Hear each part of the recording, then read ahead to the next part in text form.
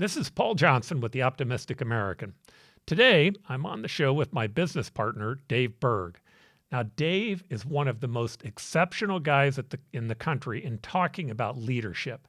We start this podcast by talking about our business and how it is that we've worked on trying to fix the healthcare problem for most employers. We've created a program that costs employers about half what the traditional insurance costs on a per employee basis. But then we take that and we utilize those lessons that we've learned where Dave can talk about how he's helped mentor entrepreneurs to give them the skill sets that they need to create an exponential business. Both he and I have mentored lots of different businesses. We both really enjoy doing it. We think you'll enjoy the show here today. Now, if you like this show, it's always helpful to us that you press that subscribe button. Certainly, you can go on to optamerican.com/premium and become one of our premium members. But no matter what, push that subscribe button. And we love comments. Even when you disagree with us, we learn a lot from those people who tell us things that we don't agree with. Again, thanks for being with us here on the Optimistic American. Now on with the show.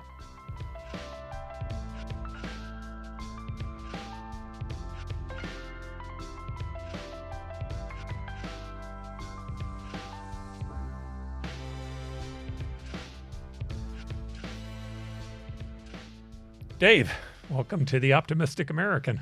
Thank you, Paul. All right. So this is kind of funny. I mean, we see each other when we run. We've been partners for 20 years in the healthcare business and in real estate. You have a whole special set of skills that I want to try to talk about today, certainly on systems thinking and how to help entrepreneurs with exponential growth. You've mentored lots of different businesses as part of EO. But let's start with our company. Tell me, if you would, kind of call it the elevator, the pitch for what it is that Redirect Health does and why. Okay, so I'm going to remind you of one of the first times we met, and our company, the early version of it was just starting, and I remember you making a big deal because we had crossed the 1 million in revenue mark, and I had never thought that was a big deal to do it until the former mayor of Phoenix told me, and I'm brand new here from Canada. So thank you for that, because that inspired me to go, well, if 1 million's good, 2's got to be better, 3's got to be better, 4's got to be better. Before that, I wasn't thinking about growth intentionally until that inspiration happened. And why that's important is because I've remembered that story and how it inspired me as I'm talking to other people and celebrating their little wins or big wins at the beginning of their entrepreneurial careers. And it's easy. One of the things I find as an entrepreneur, actually in life, is to not celebrate the victories. You have to give them notice. It's important to your people. And one of the challenges with entrepreneurs is we just tend to look forward. We forget to celebrate what it is that we've already passed. You told me that 25 years ago, and I'm still remembering to the point where it's the first thing I lead with that you made me think of. But Redirect Health. Redirect Health was born from a problem that we had in our medical clinics and our surgery centers, where we knew how to make money in healthcare from the insurance companies and the government paying and having patients, but we could not figure out, and we spent 10 years trying to figure out, how do we make healthcare affordable for our own employees? How do we make it so it's even usable for our own employees? And so we just looked at the system and we said, okay, this is way too complex. Nobody understands the words. Nobody understands how it works. Let's simplify the heck out of this thing, and let's make it easier for people to understand. And as we started doing that, we also saw that there was so much waste in the system, so much administration, just so much unnecessary activity, missing work or filling out forms. And we just started simplifying everything, and probably to the point that we oversimplified it. We had to add some things back.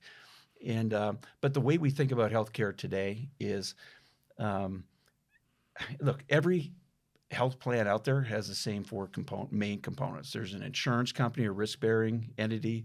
There's a health system with doctors and hospitals. There's pharma with drugs, and then there's a consumer that often gets missed. And consumers quite often are purchasers and users. They're not always the same. But the fifth part of it is where we focus.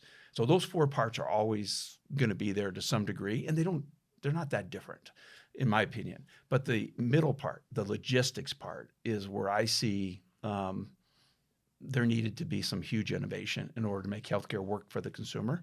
But let me define logistics a little bit if I can. So logistics is the organization, the cost management, the optimization towards something. That's logistics. So if an insurance company controls logistics, healthcare rule number one, whoever controls logistics controls the flow of money and profits. So whoever controls logistics, the money's going their direction. Whoever controls the complexity is also going to control the behavior of the people. And are the people going to do things that make money go this way? Or are people going to do things that make money go this way? Or are people going to do things that make money stay in their pocket? That's all logistics in my mind. And I believe that everything is connected to everything, but there is a hierarchy of how things work together, but everything's still connected to one another. So in the logistics world, what we did at Redirect Health is we built a new logistics platform, healthcare logistics platform, where in our mission, we are optimizing for the consumer. In our mission, we're optimizing for the purchaser, the employer, and the user, and the employees and their families. Why? Because we had to solve a problem. So we built the logistics to solve a problem for our own company. And then years later, that was in 2008. And then I believe it was 2013 that you dared me to create another company out of it. I think we were Paradise Bakery at the Biltmore. And I think you called me a name that I didn't like, and I didn't really accept the challenge. I thought you were bluffing, so I bluffed back, and it was a series of bluffs, and then we had a company. Yeah, that's my memory of it. And but it's about logistics and optimizing for the consumer. And there's a lot of parts in the logistics that are, whether it's a health system controlling logistics, or an insurance company, or a pharma, or a government controlling it. The parts are all the same. It's really about how do they come together and what direction do they optimize towards. I remember one of our very early patients years ago. Our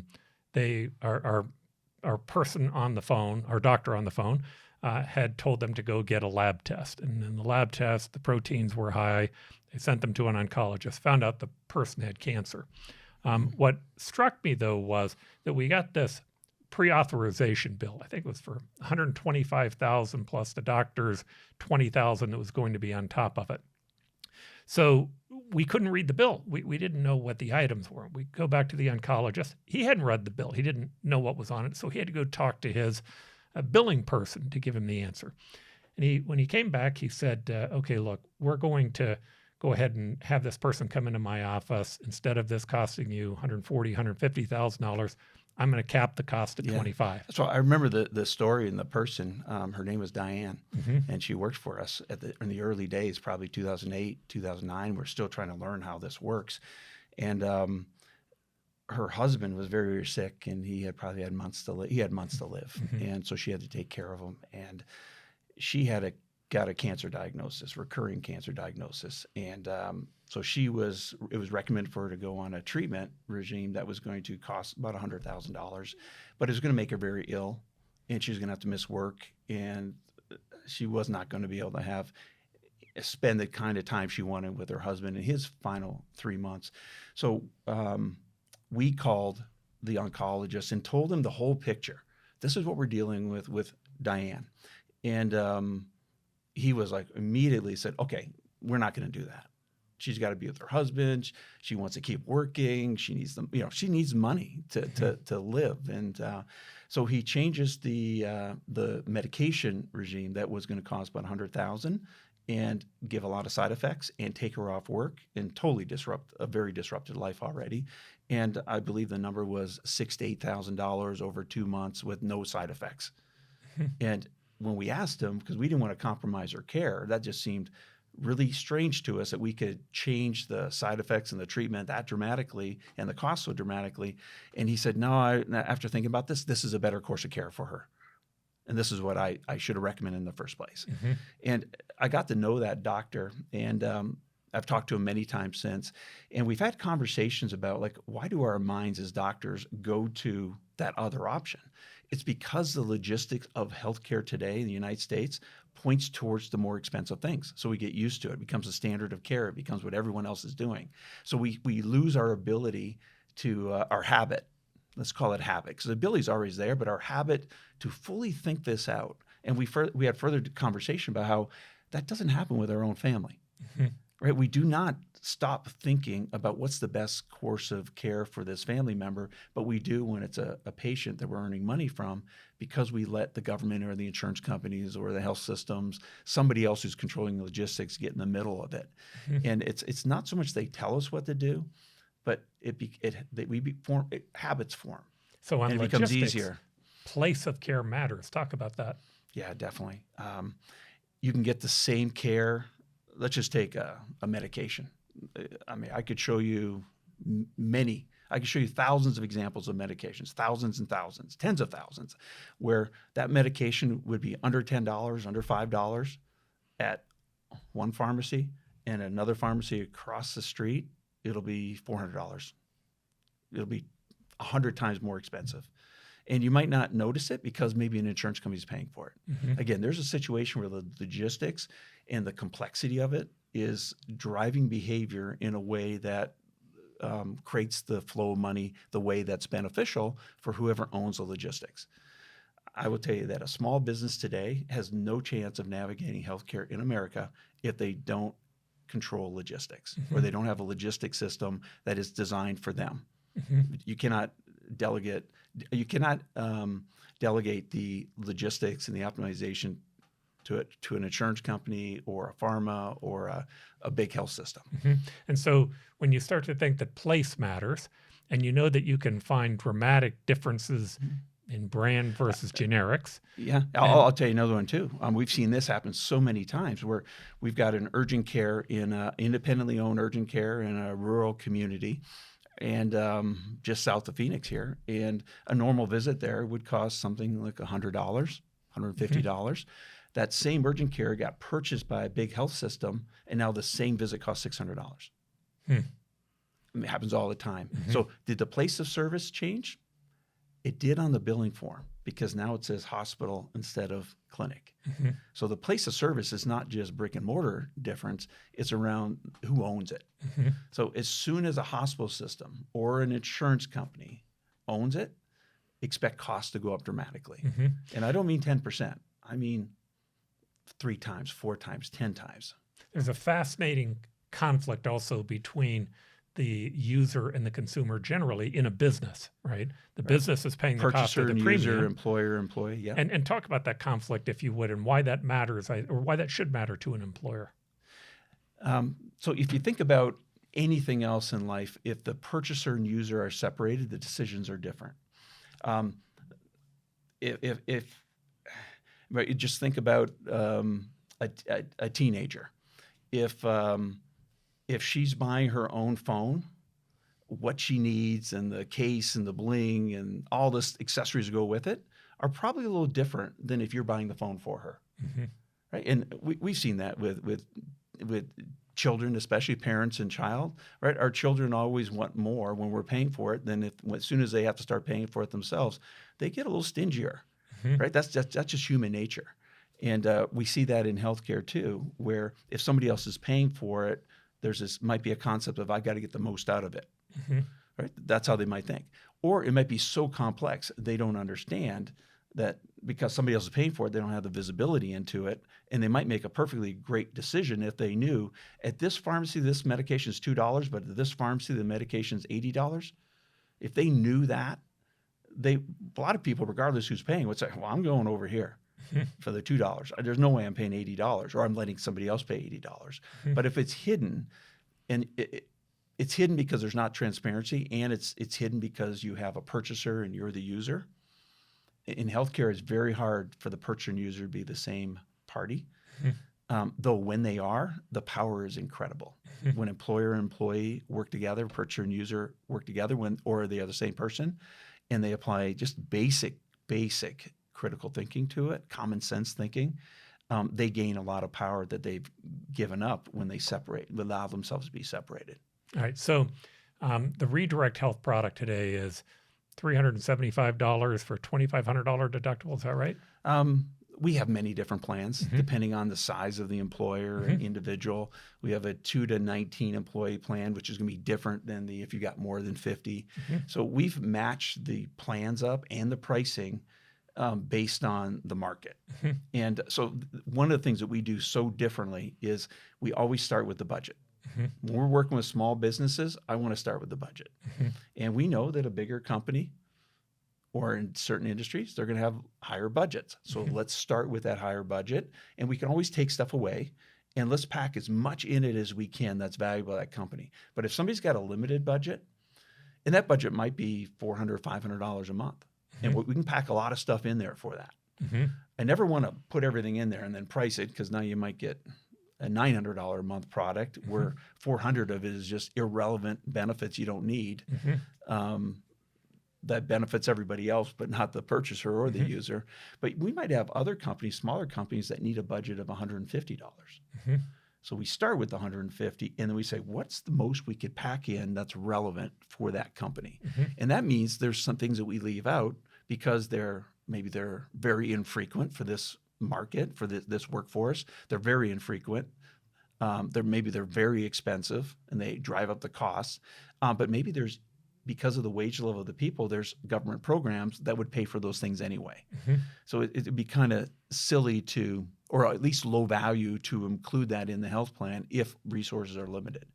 So for instance, if I've got to stay under $150 a month budget for a small business, I'm not going to put skilled nursing in there. I'm just not going to. I can't. The likelihood of somebody needing skilled nursing in a young workforce is very low, but it's very expensive if it ever happened. And there's good government programs for it. Medicare disability would kick in even for a young person. So it wouldn't be the best value to put skilled nursing in 150 if I only had 150 to spend. Right? If I had 800 to spend, put it in.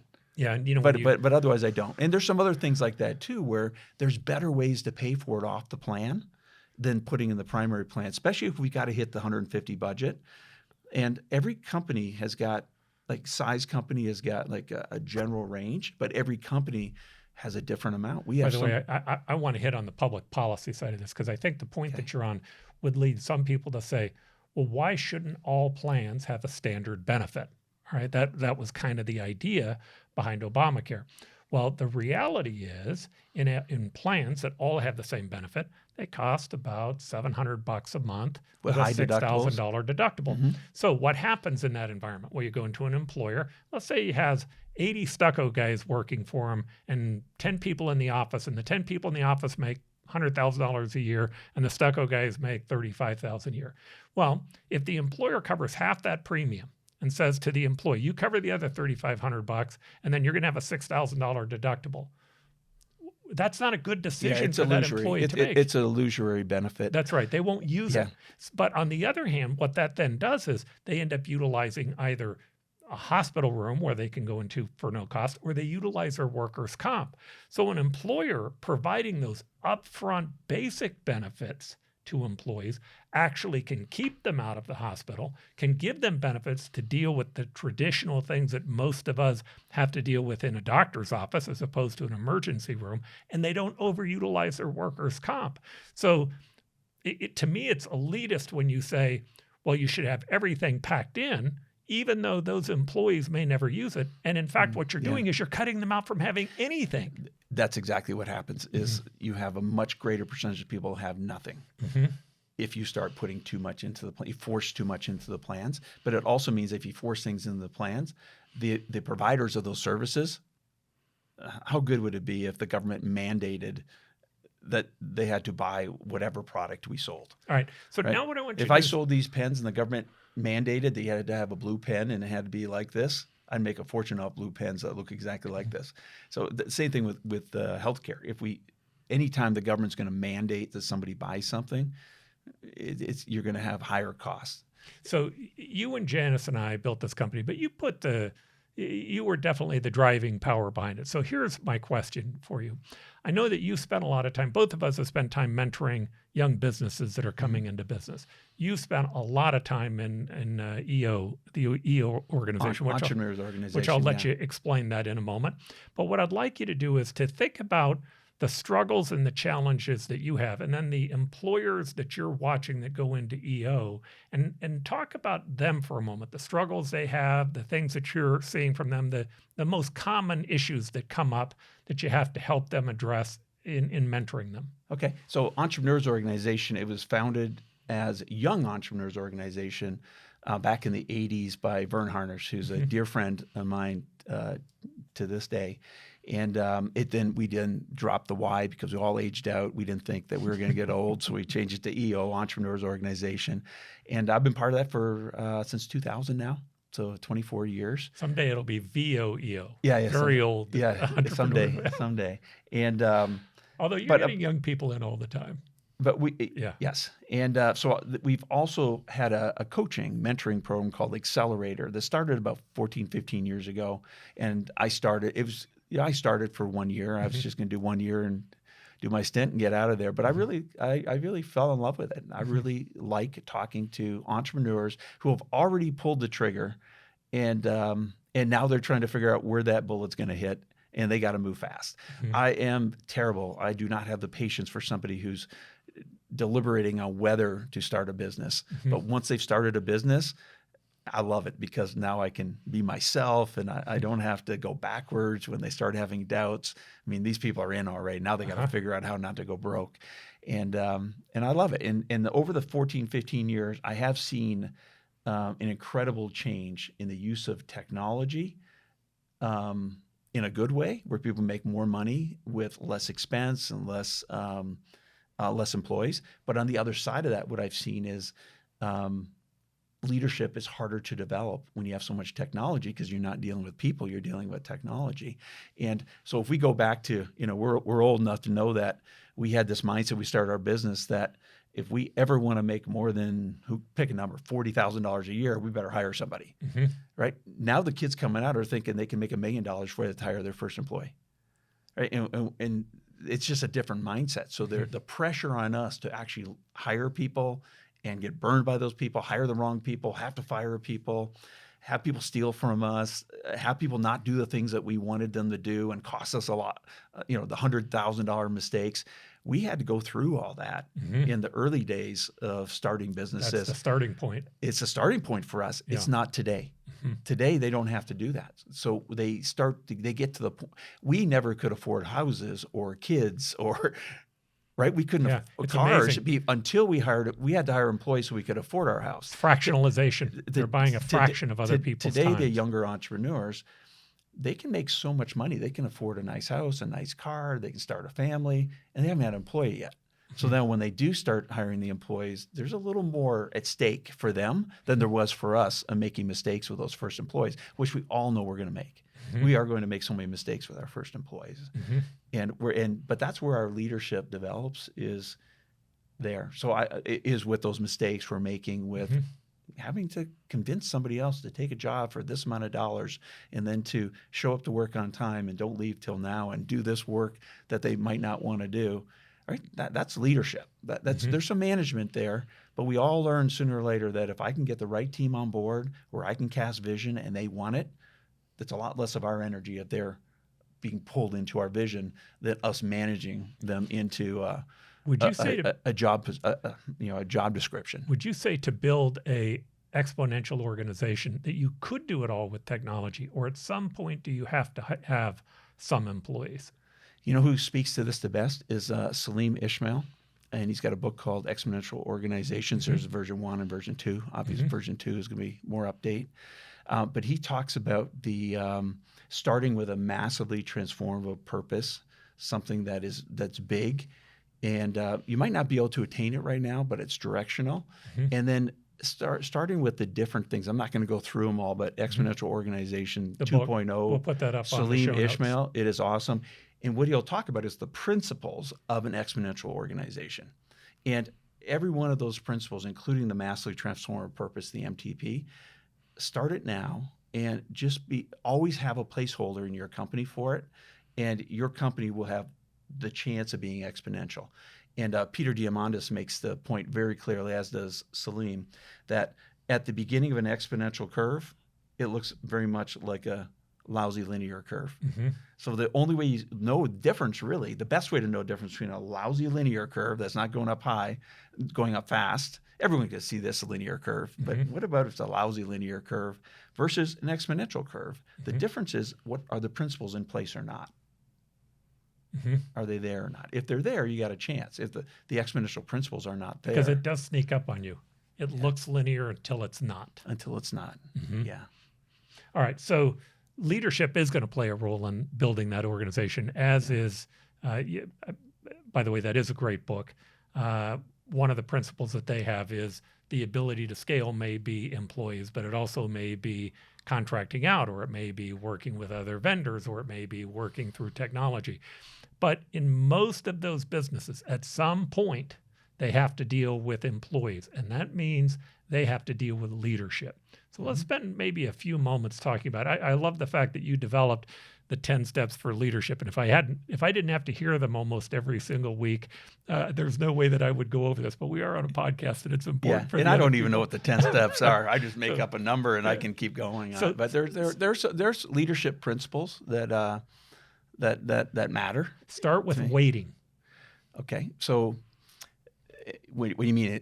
Weighing, like what's important and how much is important, and really right sizing. As leaders, we deal with problems all the time, and the people who are in the trenches, they're experiencing these problems different than we are, and so right sizing the problem is going to be very important from a leader's perspective, because it might feel bigger, it might feel smaller. The weighting of the problem might feel different than what it really is, because the person dealing with it might not see the bigger picture. They might not see all the dots that have to connect and how they're connecting, and know about this little fire brewing over here and this opportunity that we're trying to get to here. They're just seeing their somewhat siloed view of it. So as a leader, it's about right sizing it, helping them understand how things are connected together, and how they're getting in the way of opportunities, how they might not be a big deal today, except that we have this other fire. So then when these two fires combine, this is a problem. But also helping us see signals, right? And weighting the signals. Some things are so tiny that they get very little weight, but they need more because it's a signal towards something worse or something good. How much time do you spend on paying attention to signals? I don't think I stop. Yeah. I don't think I stop. But it starts with the underlying thing that I know that everything is connected. Yeah. And I know there's thousands and thousands of dots, and they're all connected. And but there is a hierarchy of how cause and effect happens, but it's not always perfect. But understanding it and describing it is important to understand the hierarchy, even though everything is connected. And because there's so many thousands of interrelated relationships between the components, you can never really know for sure that when I do this, that will happen every time or in every scenario. So I like to build in awareness systems. So ways to look for contradictions. And so signal is really just hey, that's a little bit of a contradiction. It's not what I expected. So let's go explore it. And the granularity we explore it, how much weight we give to it is all important, because you could have 1,000 signals, you can't give them all the same attention. So have an awareness system in your life or in your business that allows you to explore something just to a certain degree and then leave it alone, or to a larger degree. The system theory guys like Russell Acuff, he's one of my favorites. He talks about problem treatments. So if you see a signal or you have a problem, there's 4 ways to treat it. And it's important as a leader to understand which is the best way to treat it, which problem treatment is the best today. One very acceptable problem treatment is to ignore it. Just ignore it. That's a treatment of that signal. I'm going to ignore it today, but I'm going to look at it tomorrow. Right? The other one, the next level of problem treatment is I'm going to resolve it. I'm going to make that signal go away, put a Band-Aid over it. I'm going to call somebody and try to get them not mad at me, right? That's resolving a problem. But then there's solving a problem is another problem treatment. That's calling that person's mad at me and find out the root cause of what happened to make them mad at me so that I can solve the problem so it's less likely to happen again. That's solving the problem. The 4th problem treatment is dissolving the problem. Make it so that that person never has to call, can never have that problem in the future. Like just change the system so that problem's it's impossible for that problem to ever happen again because it's irrelevant. That pathway, that workflow is irrelevant now. So those are 4 different problem treatments: ignore, resolve, solve, and dissolve. And so that has something to do with weighting and understanding how to apply it to signals. but you need a system with people who are thinking this way, because there's no way we can say in today's world with all the technology and how complex it's got that A always leads to B, always leads to C. So, it might 80% of the time, but what are you going to do for the other 10% of the time, 20% of the time, 2% of the time when you think A is going to lead to B and it leads to D? To know signals, to have the intuition to know that you need to fix them, what level of detail do you need to know on each person's job? How do you make that decision? So for me as a leader, very little. But what I have to be clear on is what success looks like, and I need to know that they know what success looks like. If somebody can tell me what success looks like, I have a lot of confidence that they can get to that finish line. And if something goes awry, they can fix it. They can adjust themselves. So the awareness is built into that individual. But so often people they don't know what the finish line looks like. They don't know what success looks like. And if somebody does it, if somebody that works for you does not know what success looks like, and they can't articulate it, they can't draw a picture of it, it means you got to be a manager, because you're the one who knows what it looks like, and you got to keep nudging them in that direction and checking in on them and solving their problems for them when they're not going to hit that.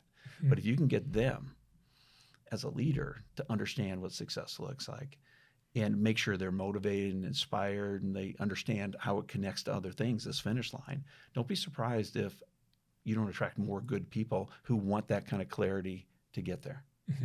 Right? You will attract different people who are inspired by leadership versus different people who are inspired by great management. What's the difference between mastery and expertise? I think it's a huge difference. And the person who taught this to me was Dan Sullivan, who's been a strategic thinking coach of mine since about 2001. And by the way, a lot of how I see the world is because of Vern Harnish and Dan Sullivan, as you know. And I would put you in that category too. We've known each other enough and talked about these things so many times. Yeah, right back to you, believe me. Yeah, it's just how I see the world. And I believe it was Dan, and I don't know it's his thinking or if he just shared it with me, but I was definitely inspired to think this way from talking to Dan, is we think expertise is great, and it is. But when you ask an expert a question, like let's say golf, take golf for example. Like, how do I hit the ball 250 yards? The expert's going to show you how to grip the club. They're going to show you how to stand. They're going to show you the tempo. They're going to show you how to aim. They're going to all kinds of things. They might show you 10 things, 100 things, and they're going to go in somewhat chronological order. And you're not going to be super successful the first time you try it. But when you're done, you're going to realize how much that coach, that expert knows. And when you're done talking to an expert, you're going to realize how smart that expert is. Make sense? Right? So if I'm asking somebody to tell me how to build a house, the expert's going to tell me the 1,000 steps, probably in order. And at the end of the time, all I know is I better hire that expert because I don't know what I'm going to do. Yep. A master, though, is different. Master is different. The master is going to find out what your goals are. What are you trying to accomplish? What's success look like for you? Like, why you even care about this? And then they're going to observe you a little bit, and they're only going to tell you one, maybe two things. And they're not going to tell you the next 10 or the next 100. These are the two things. This is the one thing I want you to do. Until you get your grip down and your aim down, that's all I want you to focus on. I'll see you next week. Right? That would be the master. And when you leave that master, you feel smarter. You feel more capable. Because you know the one thing, the two things. Of the 1,000 things that master could have shared with you, here's the one thing that's next. Here's the second thing that's next. They're not going to keep going, because that's a waste of their time and yours. Because if you don't do the first step, why do you care about the second? Why do I want to share the third with you, or the fourth with you, or the fifth with you? Go get a textbook. Go watch a YouTube video. And there is a famous story. I think it was Harvey Penick and Tom Kite. I might have the name. It's Harvey Penick for sure. It might not be Tom Kite. Where Tom was a young player, and he was between rounds, or he was leading a tournament, and he wanted Harvey to look at his swing, and Tom Kite hit some balls, and then he turned around and said, "Okay, Harvey, what do I need to do? Like, what do I need?" He goes, just go win the tournament. And he left. Right. So that was the master saying, there's nothing I'm going to tell you. Just go win this tournament. Yeah. Right. Knowing that even if he saw some things in alignment or whatever, he could have shared it with them. But the main thing was in his head, go win this tournament. He knew that was the one thing. That was a somewhat famous story. I might have the people mixed up a little bit. All right. So you talk about being an immigrant. So before you get there, so by the way, when I'm coaching young entrepreneurs, that is the only thing I'm thinking about is what's the one thing, the one mind shift or mental shift they could make that would have the greatest impact on their life and their business and their goals. And it's different for everybody. And it's almost always associated with a fear or lack of confidence. And there are some patterns to it. I've seen younger and older have different patterns. Mm-hmm. I've seen men, women have different patterns. Mm-hmm. I've had people making a little bit of money have a different pattern, people making a lot of money. But all of us have got that one thing that if we could clear it and get beyond it, Dan Sullivan calls it the ceiling of complexity, where you just keep bouncing up against the same thing over and over again. But once you bust through it, like it's a brand new open world until you hit the next one. Mm-hmm. So mastery is a big part of what I intentionally do with these people. Also because it's a lot less work for me. Mm-hmm. I don't want to describe the 80 things they need to do that are obvious to me because I've been doing this for so long. I pick out the one thing that if they do it next, number 2, 3, 4, 5, 6 get really easy. And they might even skip over to number 20. They're at a different level of sophistication of needing help. You've always been better at details than me. You can do like 100 details at once. The reason I like helping out people who are just starting in business is I really only have to remember one of those things, right? And here's the one: fear. Yeah. Right. Their single biggest issue is they're worried they're going to fail. Right. And the second issue after that is they have to sell something. Yeah. Right? They've got to get through that point of creating that first sale so they know how to create a product. Yeah, I've seen you coach young entrepreneurs, and I could not do it at the stage they're at. I don't have the patience for it. I cannot convince people to just go sell or just go do this or just go take a risk. I can't do it. I want the person that's already taken the risk and now is scared that they know they're going to fail and they want help. Not the person afraid of failing, the person who knows they're about to fail. That's where I jump. That's where I do really well. And you're very good at it. Maybe the best I know. All right. So you like to talk about be an immigrant, be a newcomer to something. Yeah, as a mindset. Talk about what that means. Yeah, I learned this when I was 8, 9 years old when I moved from rural Wisconsin, where everybody's white and farm country, and it's baseball, basketball, football. That's what every little boy in rural Wisconsin was thinking about. And then I moved to Toronto, which is very multicultural. All the good athletes, especially the athletes like me, they played hockey. I'd never skated. And they never played baseball or football or basketball, and they definitely didn't care to. Mm-hmm. So all the non-hockey players, the less good athletes in Canada at the time, they played soccer, and I'd never played soccer. And there was many different nationalities. So having to blend in, it's a culture shock for me as a 9-year-old. And I had to figure the world out fast. And it's impossible as a newcomer in a situation like that, in an important situation. Now I gave you it might not seem important to us now as adults, but as a 9-year-old, figuring out my way around the playground was a big deal. Mm-hmm. Right. This is like the fear of getting beat up or getting accepted. You think through the lens of the mind of a 9-year-old, is I had to figure out what are the words I could say in order to be accepted. What is the 20% I needed to do in order to look like I know 60%? Because there's no way I'm going to look as good as these kids playing soccer, or even the language, or I didn't know the rules, and there's offside, and there's these lines, and I didn't know any of these rules. And the kids aren't patient, right? And other 9-year-olds are not patient. And so if I don't want to get selected last, right? I was used to being selected last, but keep going. Yeah, there was one time I didn't even get selected. Now, that was hockey on a pond. I couldn't even get selected because I couldn't skate. Yep. And I don't even think I could get the referee. I think I was honorary spectator. And I was like, okay, I'm done with this, trying to get on to play hockey on the pond. But so I did that when I was 9 years old, and I navigated it quite well. But I also noticed there were a lot of other immigrants that were coming to Canada at the time, and I saw some patterns even as a kid of faking might be too strong a word, but it was like figuring out what's the one thing, if I knew it right now, would give me the biggest advantage towards the end, which was belonging on the playground. What's the one thing? And other kids were doing it too. And I mean, it might not work today, but at that time, one of the one things was to be accepted in the playground in Mississauga, Ontario, and in 1973 it was acknowledging our heritage and the derogatory terms around our nationality.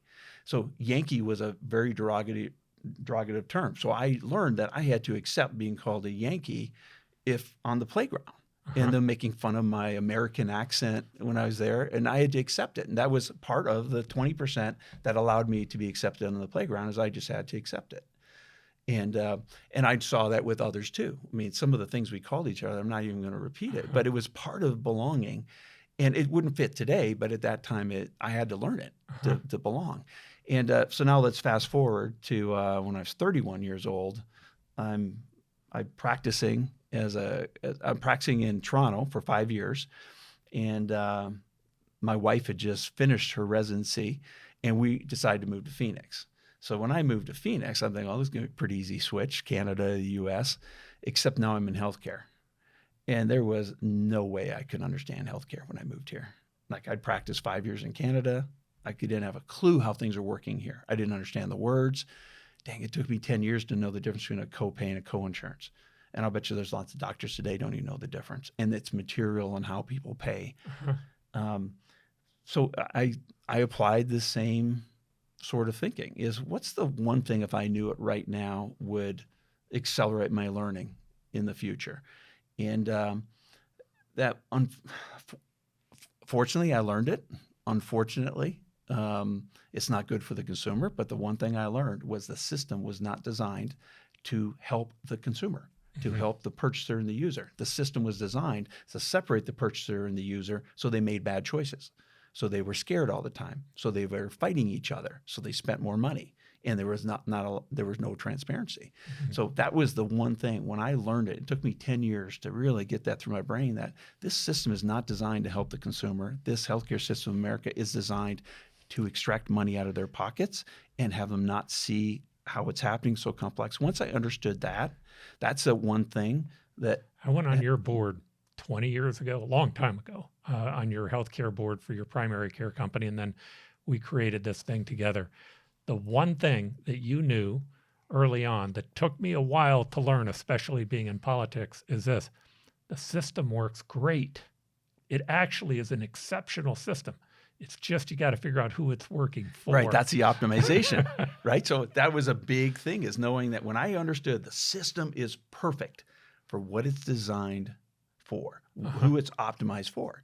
And it wasn't optimized for me as the purchaser or me as the user. You know, Dave, one of my favorite things you did, this was probably the day that I bought in, was you had all these other doctors coming to you going, how in the heck did you build this primary care business?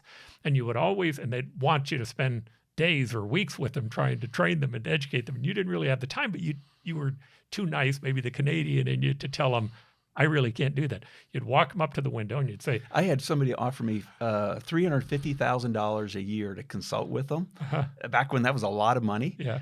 And I knew they did it as a bluff because I didn't want to do it.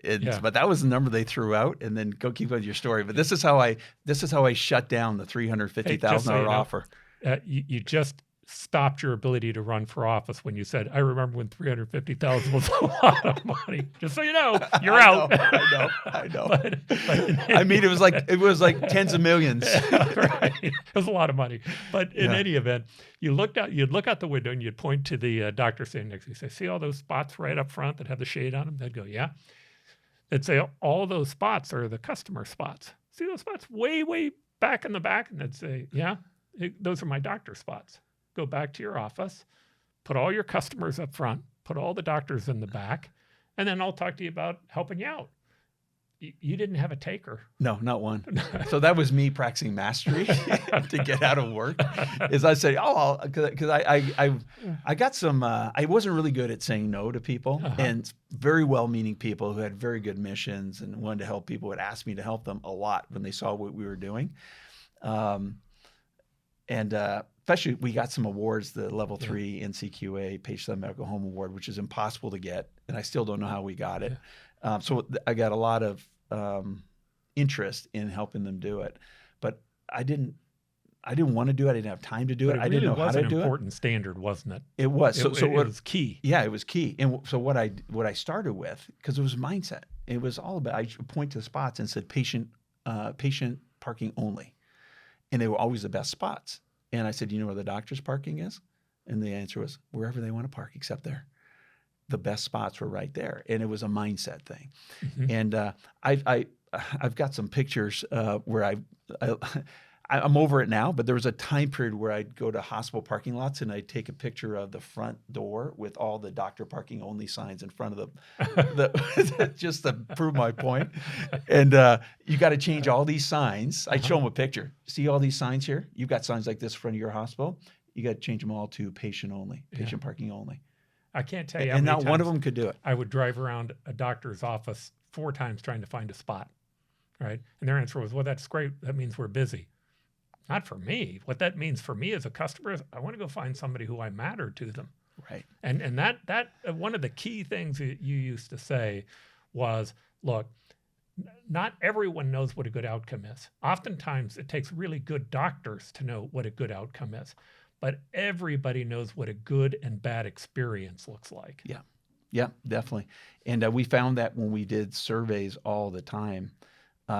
You've incorporated that into our business too. Talk about that. Oh, definitely. So I know that if I ask somebody who is trying to access healthcare, they're going to talk about how long it took on the phone, how long it took to get a person who would actually help them, what the uncertainty about costs, the uncertainty about time. That's what they talk about. Rarely, but if I talk to a provider or a doctor, they're going to say, well, they want to know that I know what I'm doing, that I'm keeping up to date, that I went to a good school. Nope. That never comes up. I remember one Net Promoter Score that we got, and we got a 10 out of 10 on it. And there's a comment part, and they just went through, I found parking right away. The person at the front desk greeted me right away. I didn't even get a chance to read my magazine article. They took me right back. Everybody was so nice to me, and I was out of the office in 20 minutes. Like, they were just hitting all our points. Perfect. It was like, and it's perfect. And at the very bottom, I won't say the name, but it was like, okay. And Dr. Smith is pretty good too. I went, oh my gosh. I saved that. I showed it to every doctor afterwards. It's just, they saw the big picture and the experience, and Dr. Smith was pretty good too. Okay, so you didn't get to that by accident. And one of the things that you've done for our culture and our company that you did before this company was you liked that book, The Power of TED. Oh, yeah. Talk about that concept and why that plays into everything that you're talking about on experience. Yeah, I see an incredible just genius of the power of TED. T stands for empowerment dynamic, the empowerment dynamic. Right. And David Emerald is the author of it. And here's why I think it's so genius. First, I'm going to tell you that. The random stranger I'm sitting next to at some sort of conference, and there's a break, and he's drawing something on a piece of paper. And I go, hey, what are you drawing? He goes, oh, I heard this guy talk, and it's really in my head, and I'm trying to reproduce what he had on his slide. And I said, oh, share it with me. So he takes me through a drama triangle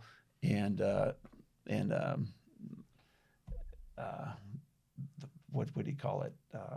Empowerment dynamic triangle. I don't know what he called it, but it's about from being a victim, like persecutor and a hero, to being a coach, a challenger, and a vision caster, and trying to move between from a victim to somebody who's creating vision.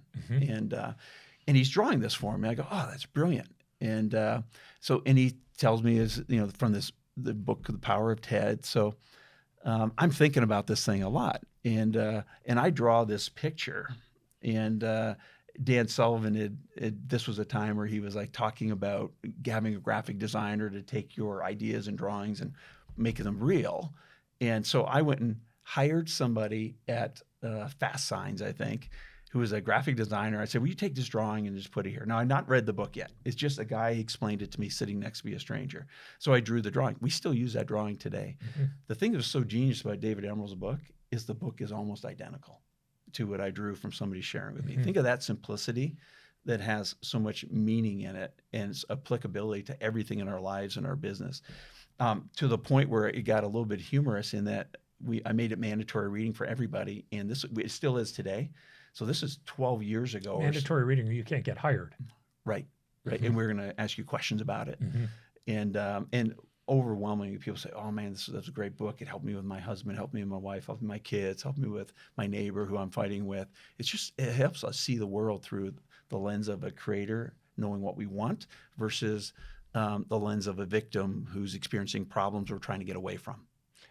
And I'm just going to add one thing. I spent a lot of time in politics, still do. That's the single biggest challenge in society. And there's a whole doctrine now about victimhood. It's the oppressed versus the oppressor. But once we buy into the idea that we're a victim, even if we suffered something catastrophic, my in-laws were part of the Iraqi Holocaust where they murdered Jews. They would never see themselves as a victim.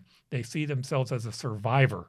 Right, that the mindset and how you see things dramatically shapes how you react to other people. Yeah, and being able to take it a step further and say, this is what I want. This is what a great life looks like. And this is what I'm moving towards versus this is a problem I'm moving away from. I mean, that distinction was powerful to me. I've watched you with employees walk in to talk to us where you would ask them, okay, well, what would the power of TED say? So which one are you being now? Yeah, usually I'll say, so what do you want? And a lot of times I want that person to stop being bad, or I want that situation, problem to go away. Hey, that's what you don't want. Tell me what you want. And it's sometimes hard for people to understand the loving, caring, growing relationship that they want with somebody. It's easy for them to see the problems they have in a relationship that they don't want anymore. It's hard for them to see the relationship they do want. So guiding them and leading them to that, and when they discover what they want, they start to now take baby steps towards that. But David Emerald was visiting Phoenix about 12 years ago, and we had become the biggest buyer of his book in the whole world. 12 years ago. We still do it now. We're much bigger. I still give it away. Yeah, and so he looked us up, and I became pretty good friends with him. We stayed in touch. I could call him today, and he's like, "How do you?" I think he would say that we've applied it in our business better than anyone else in the country. And I haven't talked to him for at least 5 years. It reminds me, I'm going to give him a ring. We would change this country if we applied that book to our country. Yes. If we got everybody to read it. Okay, game theory, especially. But what would happen is there's a lot of revenue that would go away. Yeah, and our economy would probably tank because you're being a victim. Yeah. Everything's connected, Paul. Oh no, I get it. I can't tell you how many special interest groups out there that I've had to deal with on the right and the left, to be fair, whose whole design exists because there's a problem. And if you really fix the problem, they wouldn't have a purpose. So they're not really looking to fix the problem. Right. They want to make the problem bigger. Right. That's the goal. So game theory and prisoner's dilemma. Talk to me about how that ties in, and explain what the prisoner's dilemma is. So it's a big part of how I think. But let me back up just a little bit. I had 3 really major concussions from age 5 to 13, where this explains a lot. Where I lost a day like I wake up at home and I miss Christmas the first time. I wake up at home and I missed a week's vacation. I have no memory of it, and then I wake up, in a hospital a week later when I was 13. So I've never really had the ability to memorize things. So I've started to pay attention to, like, what's that one thing, if I knew it, gives me huge advantage, right? The immigrant's mindset, right? It's just, I had to do it because otherwise I didn't know how to memorize the steps everybody else seemed to be taking. There were too many of them. So I wanted to know the one thing, not the 10 things, the one thing that I could now use as a principle. So because of that, I really love physics and math because there's just some basic principles. Yeah, Chemistry. You were a physics and biology major, I Yeah, believe. yeah. And in math too. I loved. I want to be an engineer, and that's a different story. I wasn't. I got attracted to a pretty girl who I've been married, but I've been with for 40 years now. Yeah. But she was taking these easy pre-med courses, and she was pretty. So I got rid of all my engineering courses that were hard, and I went to do pre-med, which is easy. And it seemed like a really smart thing to do when I was 18 years old. Yeah. But follow the pretty girl. I'm happy you did. I am too. I am too. But I definitely do love the engineering mindset and the architect's mindset for sure. But back to game theory. So that's one of those things that plays out every single day, multiple times a day, if you're looking for it. But here's the basis of the prisoner's dilemma. We make it too complicated by going into the weeds about here are the choices, and it's really about two things. Cooperation or betrayal. That's it. Cooperation or betrayal. In game theory, prisoner's dilemma is just a story about it, about if both parties cooperate, they both get a little bit of benefit.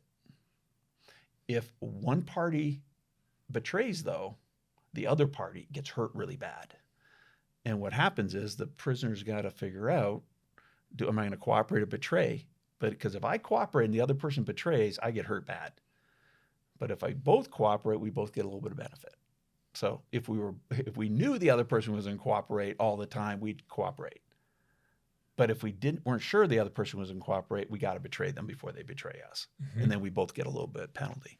So that's the essence of it. But if you think about cooperation and betrayal, all the game theories, there's other parts to it. It gets a little more complicated than that. What we've learned is that if it's a finite game, the most reasonable move is to betray the other person before they betray you, if it's finite and nobody else is watching.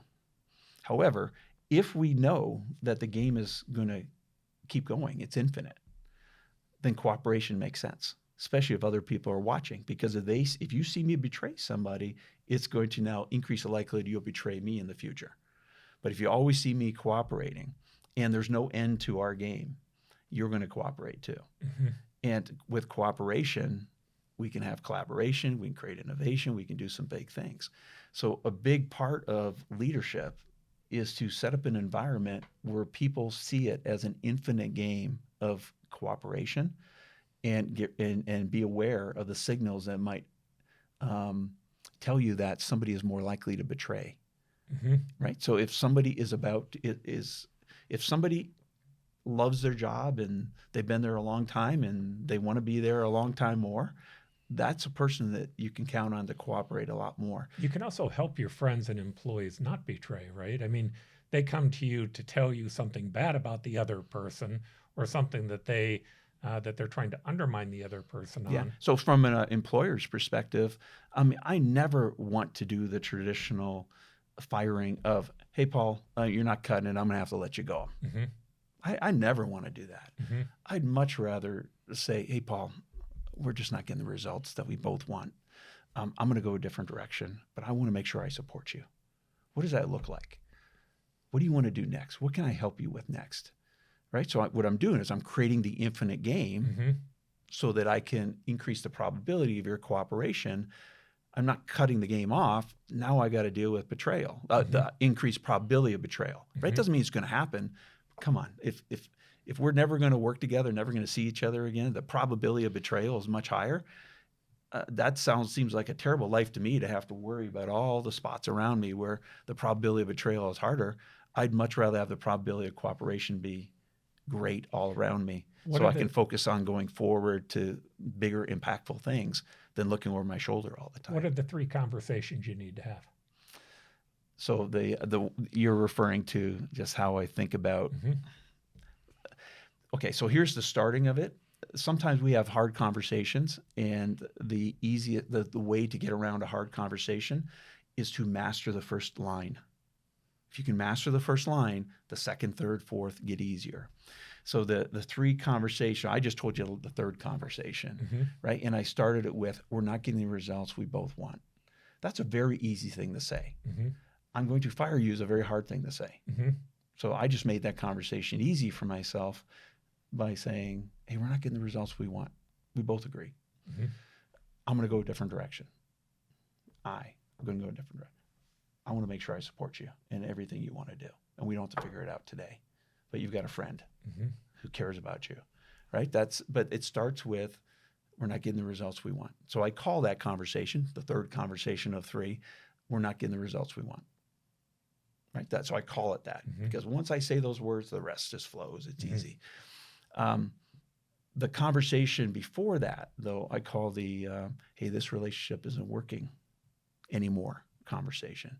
And it starts with, hey, Paul, this relationship is just not working the way it used to for me. It used to work really well. Here's how it used to work. Today, I'm feeling antsy. I'm not sleeping well. I'm worried about this or this. I don't know how you're going to show up. I don't know what I can count on anymore. It seems like you're not happy. So I've got three options I'm thinking through. I'm open to others that might make sense for you. First option always is, hey, we can just part ways right now, and I'll help you every way I can. A little bit of shock and awe. This is serious. The second, now don't let them sit there too long. And they're thinking, a little bit of reprieve here, but or we can plan a transition. And I don't know what you're going to need or what we're going to need, but I want to make sure you land on your feet. And maybe that's 2 weeks, maybe it's 6 months. I want to talk to you about what that transition might look like so we can get you to a place where you're happy in a role that's more suitable for your goals in your life and your family. But if you give them 6 months, it doesn't mean you have to stay there, but you're giving them a lot of trust and dignity, and you have a conversation around it. Or the third option, Paul, which is the hardest. I'm a little shy to even talk about it, but we try to make this work over the next 30 days. And then I raise the bar so high. And now it's about, I want to sleep better at night. Mary, who hates your guts, I need her to come to me and tell me how you're making her job easier to do. Things like that, right? Where you raise the bar so high. By the way, I found you raise that bar. There are many times when you've risen the bar that my first instinct was, you've made it too high, they'll never get through it. You might as well have just fired them. Only to find out they actually got through it. And I'm not saying many times, I'd say the majority of times. Yeah, I would give it, nobody takes the first option of, we'll part ways right now. One person ever has, and hundreds of times I've done this. So that's an outlier. And she still, I saw her in the hallway getting care at one of our clinics like 10 years later. And I thought this lady hated my guts because she took the first option. And she was like so friendly to me in the hallway. And she totally perceived that interaction or leaving right away differently than I did. But I'd say half take the, or 100% take the, pretty close to 100% take the, let's make this work. But then about half of them hand in their notice in 2 or 3 or 4 weeks, but on their terms with dignity. Right. And then there's lots of time to support them and to plan a transition. And I'll let them pick the transition. And the longest I've ever had anyone pick was 6 months, no, a year. And I've had somebody pick 6 months. Usually it's, because they want to find a job before they tell us. So 2-3 weeks makes more sense for them. What's the first conversation? The first conversation is the one we should be having the most of with leaders. Those last conversations are when things are going bad. When they can be turned around, that middle conversation. When they can't be turned around, that's a third one. The first one, though, is I call it the I know it's hard conversation. You think, well, why should I have that so much? And my friend John Ratliff taught me this one. And so instead of saying, Paul, here's what success looks like, here's the vision, here's what you need to do to be successful, right? I start with, hey, Paul, I know it's hard. Right away in your brain, you're going, who are you to tell me what's hard, right? You're somewhat like, it's a reverse sell, if you will. And it's easier for me to say, hey, I know it's hard, but here's what I want to accomplish and who I want to accomplish it with and why I want to accomplish it. And here's the deadline for it. I know it's hard. And just cast the vision, right? And what are the obstacles you can see, Paul, that are in front of this? What are the hard obstacles? I know there's a lot of little ones that you're going to be able to figure your way around or be able to rally a team around. But what are the hard ones that you're seeing that you're not as confident you can get around right now? The hard obstacles. And that's what I want to have a conversation with you about. So what I do by saying it's hard is I get rid of the argument about whether the vision is important enough, worthwhile or not. It helps me get buy-in a little bit better. Do you ever negotiate vision?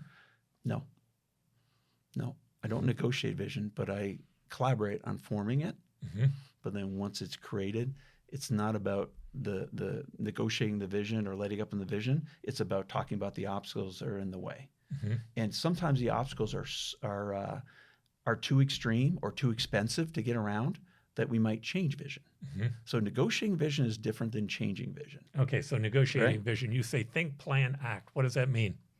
So vision is about thinking first. A worker might want to do things and see how it happens and then decide how they're going to do the thing the next time.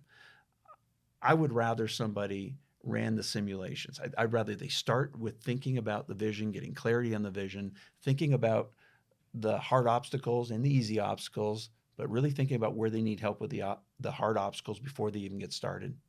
And then get somebody else involved, a leader probably, to do some of the transformative thinking, the strategic thinking that the person actually doing the work probably can't do because they don't have the same resources available to them, the same relationships, the same authority. And then the action is the last part. And I just built a word called VOTA, V-O-T-A, vision, obstacles, transformative thinking or strategic thinking, and then action. Action is the thing that should come last. After vision is clear, after the hard obstacles are known, so you can put transformative, strategic thinking on the hard obstacles, not the easy ones. People will figure that out as they go, but the hard ones. And that's where I think leadership does really well. If you can cast a vision and stay with the hard obstacles and the transformative thinking towards the hard obstacles, and then let their people make the action plan. That's what A is, action. Action plan.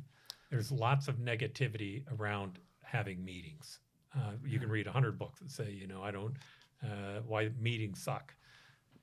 The truth is, we do a number of meetings in Redirect Health. You've insisted upon that. But they're usually vision related. They're usually around having a discussion around that vision and how is it being implemented.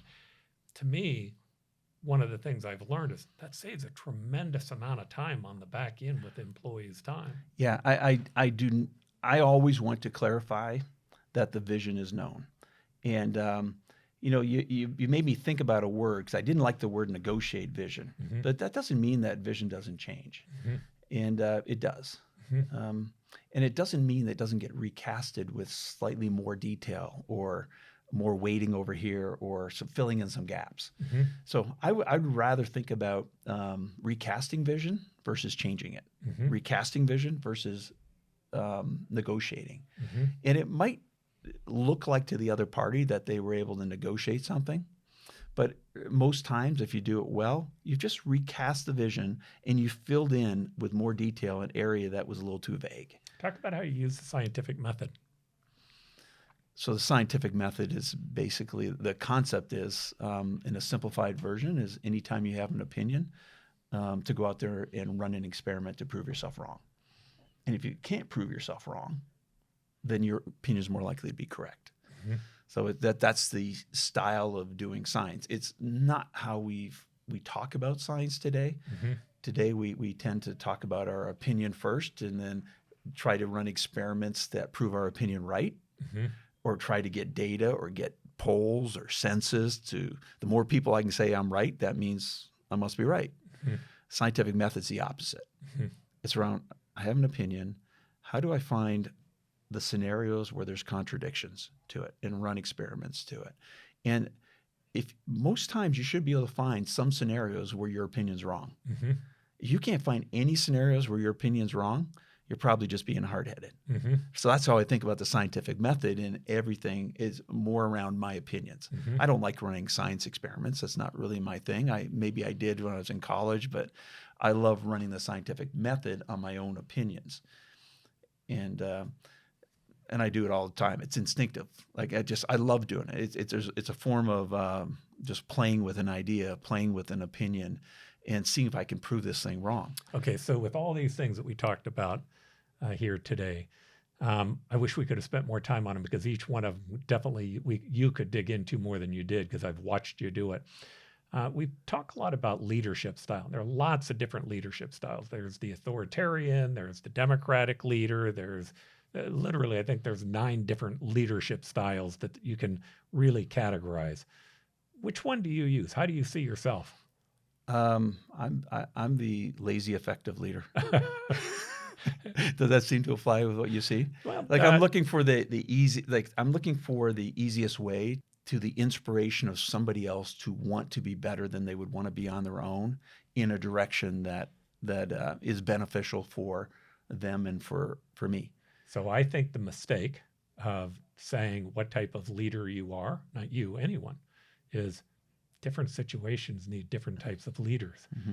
And you can be more than one type of leader. Oh, so I think I picked a good one, because lazy and effective applies in all scenarios. From the category that I read. But I've watched you at times be an authoritarian. I've watched you at times be collaborative. I've watched you at times be democratic. But there's a process that you utilize that is outside of that. Some people say, well, you should delegate everything. If you're not a good delegator, then you're not going to be able to make things work. Well, you can't really know all the pieces and components of your system and be able to have those alarms or triggers that we talked about in the beginning of this conversation if you didn't spend enough time getting to know, what are these people actually doing? What are the details of what are there? I've watched leaders in big, huge companies all the time who have no idea what's really going on. And at some point that messes up. The idea is sometimes you can be that leader. You can be the one who's removed. Sometimes you can just look at it more objectively. And sometimes it needs something differently. So I think it's good to read leadership styles, not to say, I'm this type of leader, but instead to say, at this point in time on this issue, I'm going to be this type of leader. Can you imagine if our elected officials, so I'm not saying politicians, so after people are elected, but maybe it is during campaigning too. I don't know. But if they were to approach it from what do we want? What's the vision that we can all agree on? Mm-hmm. What are the big obstacles that we can agree are in front of us right now?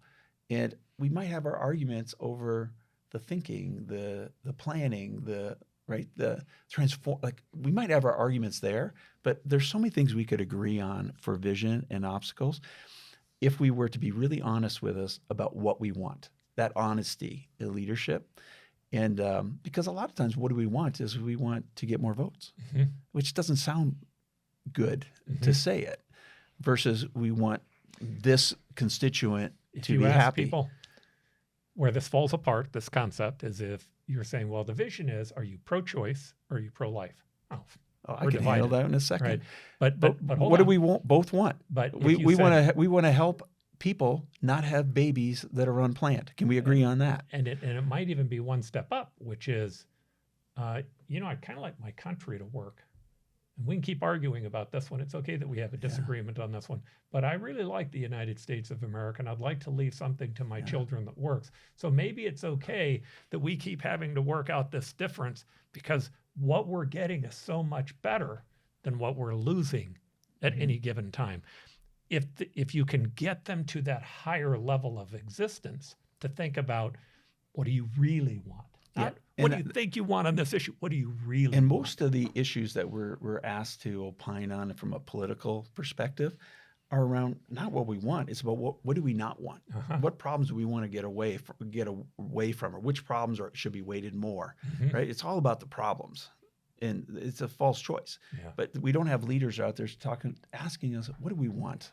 And because even on a issue like abortion, which is very divisive, if we started with it, what do we truly want?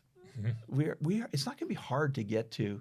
We just don't want babies to be born if they're not planned and wanted, right? That's not a hard place to get to for the majority of people. Some people might say no because they don't want to, like the slippery slope argument, but most people in the middle are going to be able to get to, we agree on that. See how I took this But here's the thing. Where we're going to argue is, how do we get there, right? I'd much rather the argument was about how do we get to that common vision than act like we have different visions. Here's what I love about our partnership. In any conversation, I can take the discussion of business and turn it into politics. And in any discussion, you can take politics and turn it into healthcare. I've always loved that. Dave. I do know that there have been a number of times where you're briefing me on a political issue that has some complexity to it, and I'll just off the cuff just make something up, and I'm not even giving another thought it'll work. And then after we start thinking about it and riffing on it on a run, we go, damn, that would work. You remember a few of those. Fun. I do too. Yeah. All right, Dave, thanks for coming on. I appreciate you being here. We'll do this again. This has been fun. All right, my pleasure. Thanks. Well, I hope you enjoyed this show of The Optimistic American. Those leadership traits that Dave has put together really have been exceptionally good, not only for our business, but for the many people that we've both tried to help mentor. If you like what it is that we're doing, push that subscribe button or go to optamerican.com/premium, become one of our premium members, and always leave comments. Your input is invaluable to us. Even when you disagree with what it is that we're having to say, we learn a lot by reading those comments. Thanks for being with us. Godspeed. And thanks for being an optimistic American.